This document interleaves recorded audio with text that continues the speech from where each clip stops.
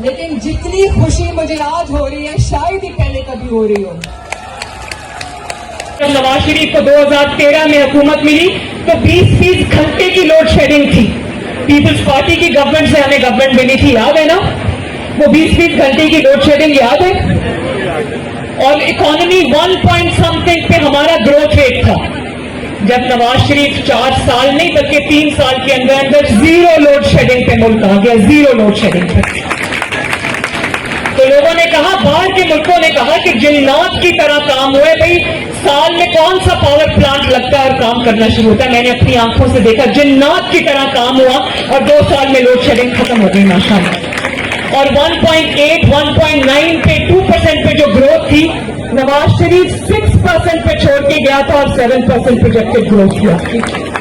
4 سال ڈالر 97 98 99 پہ رہا, 100 کراس نہیں کیا. اسٹاک مارکیٹ 55,000 پر پہنچ گئی. انویسٹرز کا ڈھیر لگ گیا پاکستان پر. تو کوئی تو یہ کام کر رہا تھا نا. اور پھر ایسی تکلیف ہوئی ان کو, کسی کو کچھ چاہیے تھا, کسی کو ایک گروہ آیا 4-5 کا, انہوں نے کہا کہ یہ تو نواز شریف تو ہمارے مقاصد کو پورا نہیں کر سکتا, اس کو نکالو باہر. پھر اقامہ پر نکال دیا اور اس کے بعد آج تک ملک ہے کہ وہ ٹریک پہ نہیں آ رہا. اتارنا بہت آسان ہے. ملک کو ٹریک پہ اتارنے کے لیے ایک فیصلہ اقامہ کا چاہیے, ایک فیصلہ. وہ اقامہ کا جو بینچ ہے نا, قوم اس کو کبھی معاف نہیں کرے گی. میں اس کو معاف کر بھی دوں تو اس کو اللہ تعالیٰ معاف نہیں کرے گا, کیونکہ اس نے 22 کروڑ عوام کی روٹی پر لات ماری. اور اس کے بعد پاکستان میں جتنے لوگ آج سفر کر رہے ہیں, کسی کے پاس روٹی نہیں ہے, کسی کے پاس بجلی کا بل دینے کے لیے پیسے نہیں ہیں, اس سب کا گناہ جو ہے وہ اس 5 ممبر بینچ کے اوپر ہے. اور جو ان کا اعلی کار تھا جو اس وقت اٹک میں بند ہے. اسی گھر سے ہوں, میرے والد بھی میرے لیے بہت پروٹیکٹیو ہیں. میں آپ سب سے یہ بات کرنا چاہتی ہوں, لیکن چھوٹا چھوٹا آہستہ آہستہ کر کے میں نے اپنے والد کی ان کو اسسٹ کرنا شروع کیا آج سے 10-15 سال پہلے. تو آج یہ دیکھیں میں آپ کے سامنے کھڑی ہوں. اور پھر میرے والد اس کام کو دیکھ کے یہ مجبور ہوئے, انہوں نے کہا کہ نہیں مریم آپ آؤ اور میرے ساتھ کام کرو. اور بچوں, میرے لیے یہ راستہ آسان نہیں تھا, یہ کوئی بیڈ آف روزز بھی نہیں تھا. میں ایک سچی بات ہے کہ ناز و نام میں آسائش میں پلی ہوئی انسان تھی, اور میں اللہ نے مجھے ہمت دی. میں 5 مہینے ڈیتھ سیلز میں رہ کر آئی, اور کسی اور نے ساتھ دیا نہ دیا, میں اپنے والد کا ان کے مشکل وقت میں نے ساتھ نہیں چھوڑا.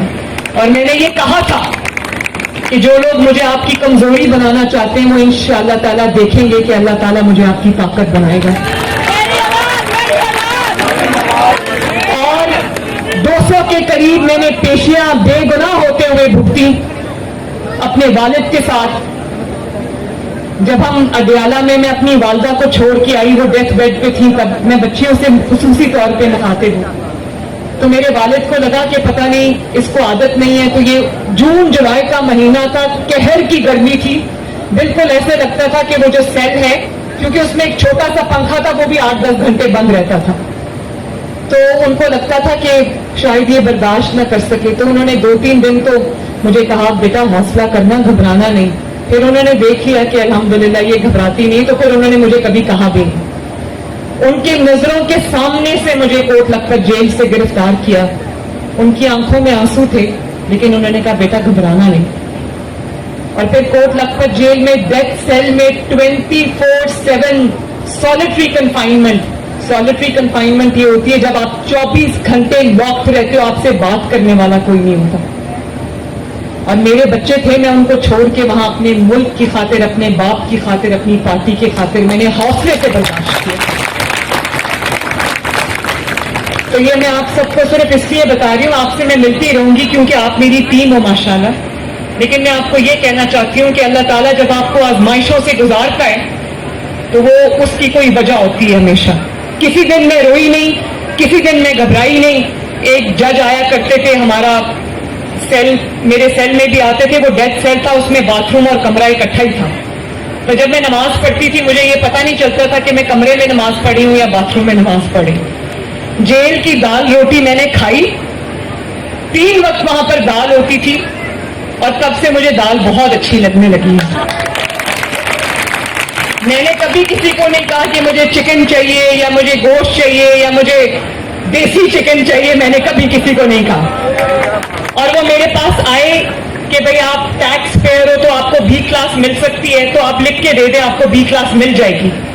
तो मैंने कहा कि मैं क्यों लिख के दूं, अगर बी क्लास आपके जेल के असूलों के तहत मिलती है तो आप खुद दें। उन्होंने कहा नहीं, आपकी दरखास्त जाएगी, साइन होगा। मैंने कहा मुझे बी क्लास नहीं चाहिए, मैं इस गर्मी में रह लूंगी, लेकिन मैं आपको दरखास्त नहीं दूंगी।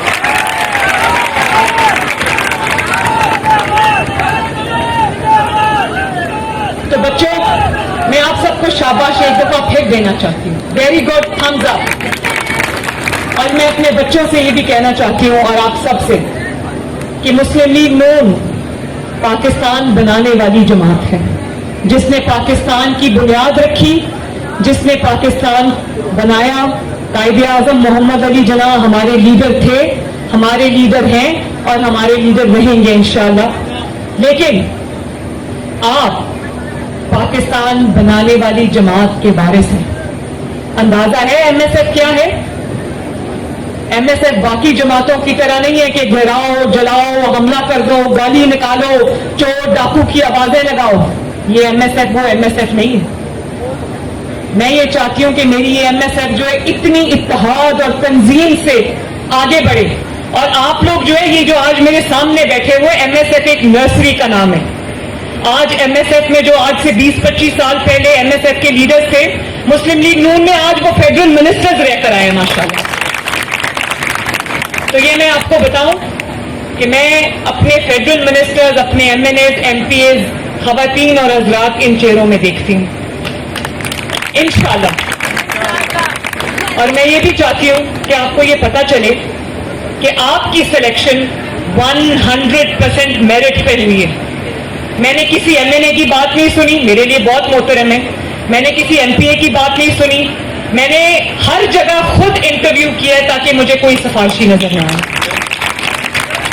और मुझे खुशी है कि आज मेरे सामने सब नए चेहरे बैठे जिनका पॉलिटिकल खानवादों से, खानदानों से कोई ताल्लुक नहीं है, क्योंकि सियासत आपका भी हक है, पाकिस्तान की फैसला साजी आपका भी हक है, पाकिस्तान का फ्यूचर आपके हाथों में, और मैं ये आपके हाथों में देकर जाना चाहती हूं इंशाअल्लाह। अभी राना ने बिल्कुल ठीक ये बात कही कि मैंने खुद डिस्ट्रिक्ट के प्रेसिडेंट्स के और जनरल सेक्रेटरीज के इंटरव्यू 5 घंटे नॉन स्टॉप मैंने इसी ऑफिस में इंटरव्यूज किए।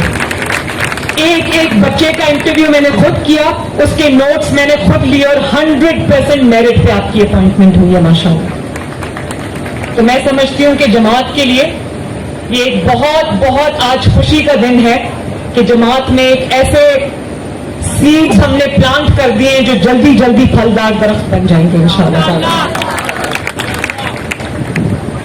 और एमएनएस ने रात को, जब मेरे वालिद ने रात को जब लिस्ट मुझे राना ने फॉरवर्ड की और 37 डिस्ट्रिक्ट्स की लिस्ट थी, हर डिस्ट्रिक्ट में हमारी कैबिनेट बन गई है माशाअल्लाह।